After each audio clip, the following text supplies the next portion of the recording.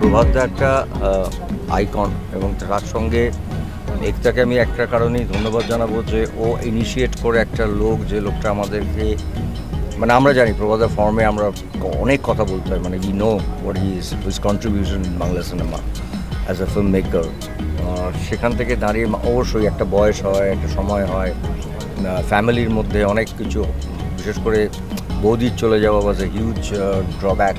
তো আমরা সবাই জানি এটা ব্যক্তিগত জায়গা থেকে, কিন্তু আমি বলছি মানুষদের কাছে আবার প্রভাতদাকে ফিরিয়ে আনার পেছনে একটার যে কন্ট্রিবিউশনটা বিশাল, এবং বইটা খুব শিগগিরই বেরোবে। আজকে আমরা এখানে সবাই এসেছি বিকজ ওই বইটার একটা লুক মলাট সেটা লঞ্চ করা হচ্ছে, এবং এখানে এটা ঠিক একটা কী বলবো, এটা একটা কোনো পার্টিকুলার ইভেন্ট নয়, বাট ইটস লাইক আমাদেরই জিনিস। আমরা সারাদিন শুটিং করছি, দৌড়াদৌড়ি করছি, তার মধ্যেও আসার কারণ এই মানুষগুলো যতক্ষণ আছেন আমাদের মাথার উপরে, it's always being like a blessing for us. So হ্যাঁ, এবং এটা একটা ওয়ান্ডারফুল ইনিশিয়েটিভ, এবং প্রভাতদা টিভিসি শুরু করছেন, অ্যাডের কাজ শুরু করছেন, which is a wonderful news. এবং নিজের নামে একটা প্রোডাকশন খুলেছেন যেখানে he wants to do lot of TVC. এখন হয়তো একটা বড় 2.5 ঘন্টার ছবি যদি নাও করেন, ছোটো ছোটো টিভি এখন শর্ট ফিল্মস হচ্ছে, there lot of scope. So I think, and he is a wonderful writer also, মানে ডিরেক্টর ছাড়াও আমরা জানি যে গ্রেট রাইটার। সো এবং খুব আধুনিক, মানে সেই মানুষরা তখনকার দিনে দাঁড়িয়ে শ্বেত পাথরে থালা করেছিলেন যখন, আধুনিক ছবি, সেটা আজকের ছবি। So I think it is a great return of Prabhat Roy in a different way, different manner.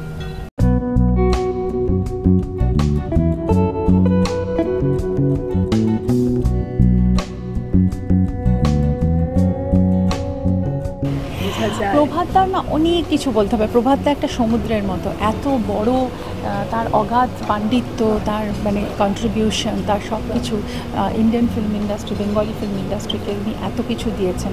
প্রভাতদা মানে আমার জীবনে একটা মানে কি বলবো, বিরাট অ্যাঙ্করের মতো, এবং উনি আমাকে যেভাবে মেন্টর করেছেন, যেভাবে আমাকে শিখিয়েছেন, যেভাবে অনেক কিছু পথ দেখিয়েছেন, তো ওনার সান্নিধ্য ছাড়া তো এই জায়গাটা পেতাম না। আমি আরেকজনের নাম এখানে করতে চাই, যে এই মেয়েটি আজকে প্রভাতদাকে যেভাবে আগলে রেখেছে, যেভাবে প্রভাতদাকে মানে মানে নিজের সন্তানের মতো সেবা করছে এবং বাবার মর্যাদা দিয়েছেন। আজকে ফাদার্স ডে, মানে একটা ডিজার্ভস দিস হোল লাইমলাইট। কারণ আমি মনে করি যে অনেক মানুষ আছে যারা মানে অনেক সময় মানে হয়তো মুখে বলে, হয়তো দূর থেকেও করে, কিন্তু কাছে থেকে তার মানে এরকম ডেডিকেশন, এইভাবে মানে এই মানুষটাকে প্রত্যেক মুহূর্তে তার সব কিছু করেছে, এই খুব বড় মনের মানুষ। এখানে উনি বলছেন সব ঠিক আছে, প্রত্যেকটা সপ্তাহে অলমোস্ট এভরি অল্টারনেট ডে এই মানুষটি আমাকে ফোন করে জিজ্ঞেস করে বাবি ভালো আছে। খুব কম মানুষ এটা এখনকার দিনে করে। এই যে sense of gratitude toward someone যে আমাকে লঞ্চ করেছে, এটা একটা বিশাল শিক্ষা এই মানুষটার থেকে, এবং শি ডাজ ইট মানে রিলিজিয়াসলি। আমাকে ফোন করে মেসেজ করে বাবি কেমন আছে, তুই কেমন আছিস, কিছু দরকার হলে জানাস, ভেরি রেয়ার। Love you. আজকে এই যে ক্ল্যাপস্টিকটার এটাও কাভারটা ও ডিজাইন করেছে, মানে আই থিঙ্ক কোরাইটা করেছে। মোশন বাবির নামে একটা প্রোডাকশন হাউস লঞ্চ হয়েছে, সেটা তুমি জাস্ট আসার আগেই তোমাকে আমি দেখাচ্ছি। হ্যাঁ শিওর। প্রোডাকশন হাউস লঞ্চ হয়েছে, এই বইটা লেখার ব্যাপারে একটা প্রচুর সাহায্য করেছে। তো আমি চাইবো যে এরকম মানুষ যেন সবসময় থাকে, এরকম মানে একজন মানুষের পাশে থাকার জন্য। আর প্রভাতদার সঙ্গে আমি সবসময় যোগাযোগ রেখেছি, রাখবো। এবং বৌদি আমাকে খুব ভালোবাসতেন, বৌদি যখন শরীর খারাপ ছিল দেখতে গেছি, প্রভাতদাকে আমি হাসপাতালেও ভিজিট করেছি, কারণ আমি মনে করি যে কিছু মানুষরা জীবনে থাকে মানে যাদের কোনো বিকল্প হয় না, এবং তাদের সঙ্গে সম্পর্কতে নিজেই সমৃদ্ধ হই আমি। তাই প্রভাতদার প্রতি আমার অনেক অনেক অনেক কৃতজ্ঞতা, ভালোবাসা। খুব ভালো থাকুক প্রভাতদা, আরও অনেক ছবি ডিরেক্ট করুক চাই, কারণ আমি প্রচুর ছবি করেছি প্রভাতদার সাথে, আরও কাজ করতে চাই। কারণ এত ট্যালেন্টেড একটা মানুষ, মানে বম্বের থেকে এত ভালো ভালো পরিচালনা করে শিখে এসে তারপর কলকাতাকে প্রভাতদা বিরাট কাজ দেখিয়েছেন, এবং জাতীয় পুরস্কার নিয়ে এসছেন অনেক ছবিতে। তো we are all ইন্ডেটেড to him. খুব ভালো থাকুক প্রভাতদা, সুস্থ থাকুক, আর এই বইটা যেন দারুণ সাকসেসফুল হয়।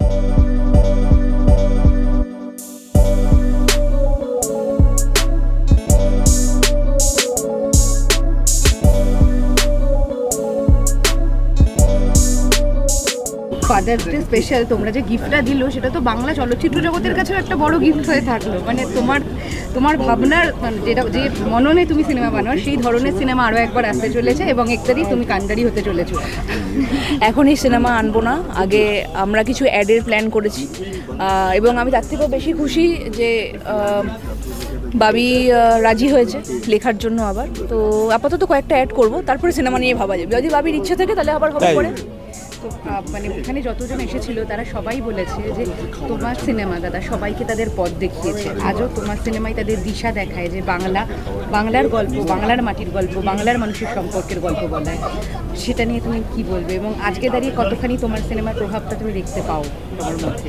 আমি তো ভালোই দেখতে পাচ্ছি, তো আমার মনে হয় সেটাই উচিত, গল্পটাকে ভাবা উচিত আগে। টেকনিক্যাল কাজ তো ভালো হয়, খাবার যদি ভালো হয় তাহলে কলা পাতা দিলেও খাওয়া যায় ভালো, আর খাবার যদি খারাপ হয় ভালো প্লেটে সাজিয়ে দিলেও খাওয়া যায় না। সুতরাং গল্পটা ভালো হওয়া দরকার। আরেকটা প্রশ্ন করবো তোমাদের দুজনের কাছেই, এখন অনেক সিনেমা দেখেই অনেকের একটা মানে দু ধরনের বক্তব্য তৈরি হয়েছে যে বাঙালি আত্মবিস্মৃত জাতি, বাঙালি আত্মবিস্মৃত জাতি, সেখান থেকে বাঙালি এখন বাংলার গল্প সেগুলো ছেড়ে এখন অন্যান্য ভাষার গল্প বা যে ধরনের সিনেমা তারা দেখছে অন্যান্য ওটিটি প্ল্যাটফর্মে, বাইরের ওটিটি, সেই ধরনের সিনেমায় প্রভাবিত হওয়ার জন্যই অনেক ক্ষেত্রে বাংলা সিনেমার প্রতি দর্শক হলমুখী হচ্ছে না। সেখানে আরও মানে এখানে আজকে দাঁড়িয়ে যারা আছে সবাই বারংবার বললো যে এই মানে আমার তৈরি করা সিনেমা ছাড়া কোনো দিশা নেই, বা তোমরা যে সিনেমা বানিয়েছো তার বাইরে কোনো দিশা নেই, তোমরা যদি এটা কি বলো? বাবির সিনেমা সবসময় তো একটা ঘরোয়া ব্যাপার, একটা পরিবারকে তুলে ধরা, সমাজের ক্রাইসিস তুলে ধরা, এগুলো ছিল মানে সেগুলো। আর আমাদের বাবি যেটা সবসময় একটা কথা বলে যে সাহিত্য নিয়ে কাজ করা, বাবি সেটাও প্রচুর করেছে। তো সেইগুলো আমার মনে হয় যদি রুটসের সাথে কানেক্টেড থাকে, মাটির সাথে কানেক্টেড থাকে, আমার মনে হয় এমনি সেগুলো আবার চলে আসবে। ওইটা একটা দরকার, কিছু ফলো না করে আবার নিচের মতন করে। তোমার কি মনে হয় ওই বাঙালি গল্প, বাঙালি হ্যাঁ, যেটা মানুষ বুঝতে পারবে, যেটা তাকে নিজেকে আইডেন্টিফাই করতে পারবে, যে গল্পের মধ্যে নিজেকে দেখতে পাবে, সেসব চলবেই।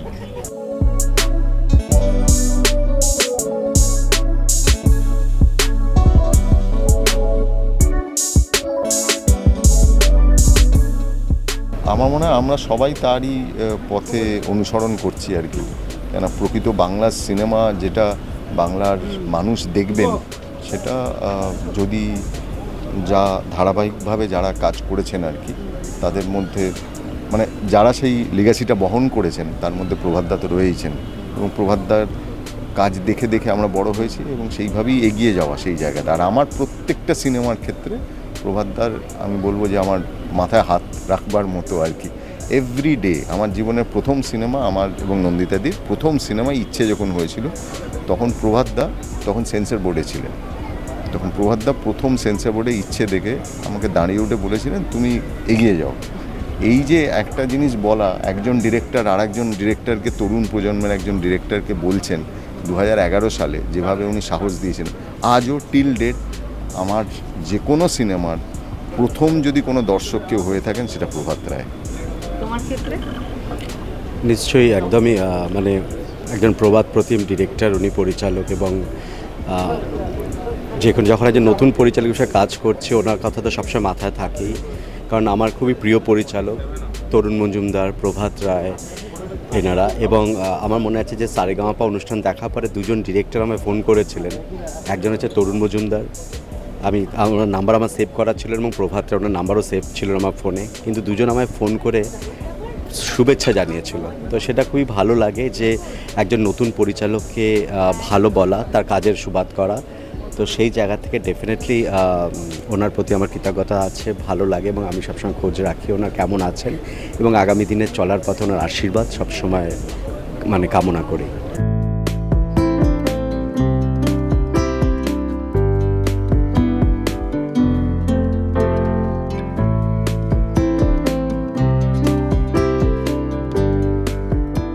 প্রথমত প্রভাতদার সিনেমা তো, প্রভাত রায়ের বাংলা ছবি তো সত্যিই বাংলা ছবির একটা মোড় ঘোরানো সময়, এবং আমাদের যৌথ পরিবারের গল্প, বাঙালির গল্প, বাঙালির ইমোশন, বাঙালির ক্রাইসিস সেই সব নিয়েই একটার পর একটা ছবি বানিয়েছেন, প্রেমের ছবিও অবশ্যই বানিয়েছেন। আমি খুব খুশি যে প্রভাতদার মানে বইটা লেখা হচ্ছিল, সে খবর ছিল আমার কাছে, আপডেটস ছিল। আজকে কভার লঞ্চ হচ্ছে। All my best wishes and প্রণাম টু প্রভাতদা, অ্যান্ড অনেক অনেক অনেক ভালোবাসা একতার জন্য। দেখো, প্রভাতদা এমন একজন ডিরেক্টর যিনি একসঙ্গে খুব মশালা কমার্শিয়াল ছবিও যেমন করেছেন, আবার এমন ছবি করেছেন যেটা ন্যাশনাল অ্যাওয়ার্ড উইনিং। শ্বেত পাথরের থালাও করেছেন, তারপরে তুমি এলে তাইও করেছেন, মানে সব রকম উনি ভীষণ ভার্সেটাইল। লাঠি করেছেন, হ্যাঁ, এবং সবকটাই একটা অন্য নানান ধরনের, এবং তার মধ্যে এটাও করেছেন যেখানে রক্তারক্তি হচ্ছে। উনি বম্বে থেকে এসেছিলেন, সে মুম্বাইয়ের ট্রেন্ডও উনি এখানে এনেছিলেন, কিন্তু উনি কিন্তু সেটাকে নিজস্বতায় এবং বাঙালিয়ানায় সেটা ভরে তুলেছিলেন। সেইটা কিন্তু is the positive thing about প্রভাতদা। এবং প্রভাতদা উইল বি রিমেম্বার্ড কারণ উনি একটা পথ দেখিয়েছিলেন আমাদের মডার্নাইজেশনের সঙ্গে কি করে বাঙালিয়ানাটাকে একদম মিলিয়ে দেওয়া হয়। অ্যাকচুয়ালি লাঠির গল্প পরে লোকে বাগবান বলেছে, কিন্তু লাঠির গল্প অনেক দিন আগে হয়েছে এবং সেটা প্রভাত রায় করেছেন। এবং শ্বেতপাথরের থালা যখন উনি করছেন সেই সময় আমি অপর্ণা সেনের সঙ্গে কাজ করছি একটি পত্রিকায়, তো আমার মনে আছে উনি খুব মানে ওরা প্রায়ই ডিসকাস করতেন। এবং শ্বেতপাথরের থালায় যে ভিশন, ওই যে একটা সিন আছে যেখানে উনি জানতে পারছেন স্বামী মারা গেছে, তারপরে সেই সাদা শাড়িটা আঁচলটা হলো পড়লো, সেই জিনিসটা নিয়ে ওরা খুব কথাও বলেছে এবং খুব ডিসকাস করতেন। আমার সেটা মনে আছে যে এই আমরা বলতাম যে এই তো প্রভাতদা এসে গেছেন, এবার রীনাদি আর কোনো দিকে তাকাবেন না, হুইচ ইজ ট্রু। এবং উনি একই সঙ্গে এই সবই রীনাদিও বলেছেন। আমি ভেবেছিলাম যে প্রভাত কীরকমভাবে এটাকে হ্যান্ডেল করবে, কিন্তু উনিও সর্বক্ষণ বলেছেন যে মানে ভাবা যায় না যে ওর দুটোই, কমার্শিয়াল অ্যাঙ্গেলটাও কীরকম ভালো বোঝে আর অ্যাস্থেটিক্সটা।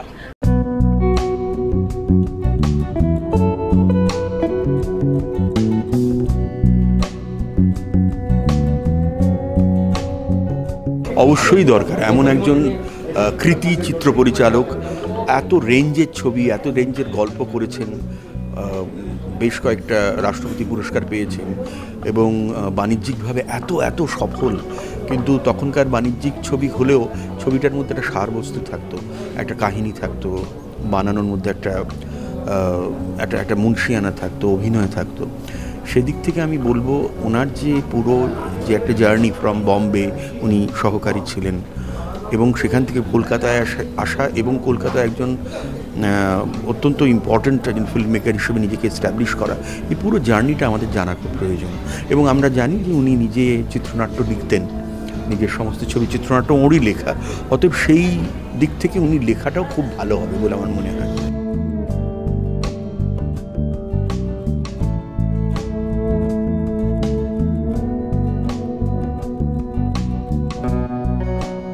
জগতের নতুন যে ধরনের গল্প হচ্ছে তার পরিচালক, কিন্তু প্রভাত রায়ের সিনেমা সেগুলো কিছুক্ষণ আগে বলছিল যে তাকে পথ দেখিয়েছে এবং তার প্রত্যেকটা সিনেমা আগে প্রভাত রায় দেখে।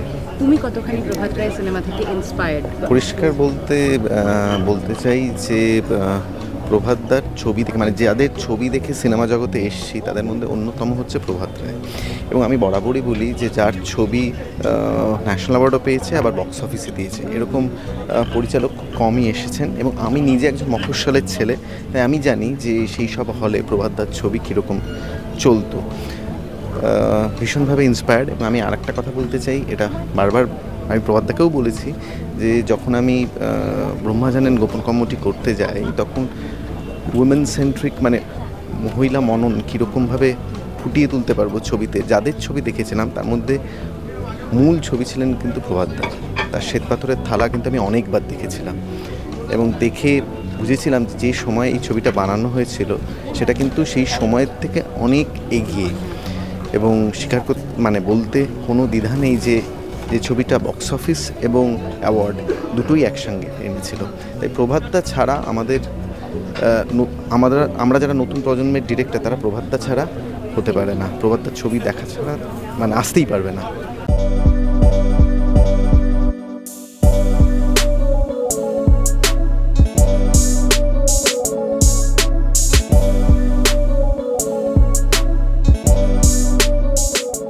আমি খুবই এক্সাইটেড। আজকে একটা স্পেশাল ডে, আজকে ফাদার্স ডেতে প্রভাতদার কন্যা একতা এত সুন্দর একটা অনুষ্ঠানের আয়োজন করেছে এবং সেখানে আমরা সবাই এসেছি, এতজন মানুষ, এত ইন্ডাস্ট্রির এত বড় বড় সব মানুষজনেরা, ডিরেক্টররা রয়েছেন, এত জার্নালিস্ট, তোমরা সবাই আছো। I am very happy. দেখো, আমার একদম ক্যারিয়ারের প্রথম দিকে আমি প্রভাতদার সাথে কাজ করেছি পাপি। সেখানে আমি মানে প্রভাতদাকে আমি কি বলবো, ভগবানের মতো তখন মনে করতাম। এত বড় একজন মানুষ আমাকে সুযোগ দিয়েছেন এবং প্রভাতদা তখন আমার চোখে খুব একটা স্মার্ট ডিরেক্টর। প্রভাতদার শরীরের মধ্যে চলায় ফেরায় বলায় সব কিছু একটা বেশ মুম্বাই মার্কা একটা ছিল, সেটা আমার খুব ভালো লাগতো। তারপরে তো একটা এত বড় ছবি করলাম সেদিন চৈত্র মাস, আর সেদিন চৈত্র মাস লেখা এত সুন্দর। আমি প্রভাতদাকে তো বলি যে আমি শুধু ডিরেক্টর হিসেবে আপনার ফ্যান নই, আমি কিন্তু রাইটার হিসেবেও মানে আমি ভীষণ পছন্দ করি প্রভাতদার যেন হাতে সরস্বতী ভর করেন যখন প্রভাতদা লেখেন। So Institute of Management Study BBA, BCA, BMLT, BTTM, BOPTOM, MBA, MEG, MPH, MTTM. For admission call 90070227. মাঝখানে আমি নিজেই প্রভাতদাকে বলেছিলাম, প্রভাতদা একটা কাজের অফার করেছিলাম, তখন কিন্তু প্রভাতদা মানে পারেননি, আপসেট ছিলেন খুব, কেননা বৌদি তখন সবে সবে চলে গেছেন। কিন্তু এখন এই যে প্রভাতদা আবার ফিরে আসেন, সেটাতে আই এম ভেরি হ্যাপি। এবং একটা এত বড় একটা কাজ করলো, যে একটা প্রোডাকশন হাউস লঞ্চ করেছে, আমি ভীষণ হ্যাপি যে প্রভাতদা আবার কাজ করবেন, আমরা সবাই সঙ্গে থাকবো। অ্যান্ড এই আজকে যে বুকটা রিলিজ হলো সেখানেও আমার অনেক কথা আমি বলেছি যতটুকু আমি জানি প্রভাতদার সম্পর্কে।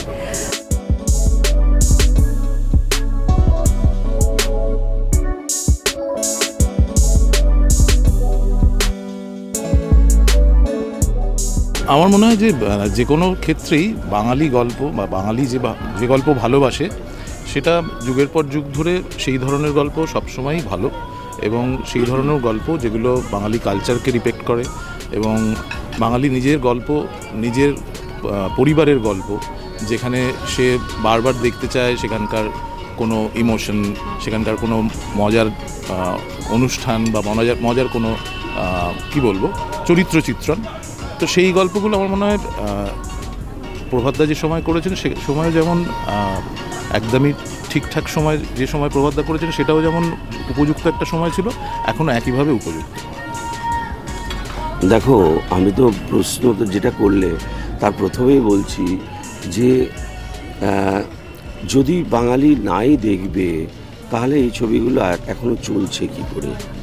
এবং এই যে আজকে আমরা যে কাজটা করছি বা আজকে আমরা এই ধরনের ছবি করার সাহস পাচ্ছি, এই সাহসগুলো কিন্তু জুগিয়েছেন আমাদের প্রভাত রায়, তরুণ মজুমদারের মতো ডিরেক্টররা, তপন সিনহা, হরনাথ চক্রবর্তী, সব জায়গায়। আমরা যদি পরিসংখ্যান দিয়ে করতে চাই তাহলে আমরা দেখতে পারি অনেক অনেক বছরই আছে যেখানে দেখা গেল যে একটা অন্য ধাঁচের ছবি সেটাও একটা বিরাট মাত্রা পেয়েছে, আবার একটা বাণিজ্যিক ছবি একই বছরে কিন্তু তার যে বাণিজ্যিক আয়টা সেটা বিশাল আয়তনের। এখন ঘটনা হলো যে এই বাণিজ্যিক ছবি এটা ভীষণভাবে দরকার। এই বাণিজ্যিক ছবিটা আমরা কি করেছিলাম, তাতে বাণিজ্যটাকেই প্রাধান্য দিয়েছিলাম। প্রভাতদাদের মতো পরিচালকরা এসে যেখানে দেখিয়ে দিয়েছেন যে এখানে লক্ষ্মী সরস্বতীর কিভাবে একটা সমন্বয় করতে পারে। একটু তোমাকে আটকাই, সেটা হচ্ছে প্রভাতদা সবসময় বিশ্বাস করতেন যে সব ছবি বাণিজ্যিক, এটা হচ্ছে সবচেয়ে বড় জিনিস। এবং সেটা প্রভাতদার সাথে অ্যাসিস্ট করা হোক বা প্রভাতদার কাজের একজন গুণমুগ্ধ হই, সেই হিসেবে আমার মনে হয় যে এটা একটা খুব সত্যি কথা যে সব ছবি বাণিজ্যিক। কেউ চায় না যে তার ছবি করার পর সেটা বাণিজ্য করবে না বা সেখান থেকে টাকা আসবে না, সে শুধুমাত্র ছবিটা করলো এবং সেটা কিছু অ্যাওয়ার্ড নিয়ে ছবিটা চলে গেল। যে কারণে আমার মনে হয় লাঠির মতো ছবি যেমন ন্যাশনাল অ্যাওয়ার্ড পেয়েছে এবং সেটা কিন্তু বাণিজ্যিকভাবেও সফল। বাণিজ্যিকভাবে লাঠি এবং শ্বেতপাথরের থালা তখন মানে একাধারে যেটা গোল্ডেন জুবিলি, সিলভার জুবিলি, তখন এভাবেই ছবিকে বলা হতো। তখন 100 ডেজ বা 50 ডেজ নিয়ে কোনো আমরা হিসেবটা জানতাম না, ওটা পরবর্তীকালে এসছে। আমাদের সময় যেটা আমরা দেখেছি যে 25 সপ্তাহ, মানে রজত জয়ন্তী, সুবর্ণ জয়ন্তী এবং তারপর হীরক জয়ন্তী। এবং এই যে পরিচালকেরা তারা কিন্তু এই সবকটা জয়ন্তীকে ক্রস করেছে বাণিজ্যিকভাবে। আবার একাধারে সেই ছবি কিন্তু রাষ্ট্রপতি পুরস্কারও নিয়ে এসছে। সুতরাং এই যে কম্বিনেশন সেটা কিন্তু বিরল, এবং সেই জায়গা থেকে এই ধরনের পরিচালকরা তারা যে পথটা দেখিয়ে গিয়েছেন, আমরা আজকে সেই পথে হাঁটার সাহস পাচ্ছি।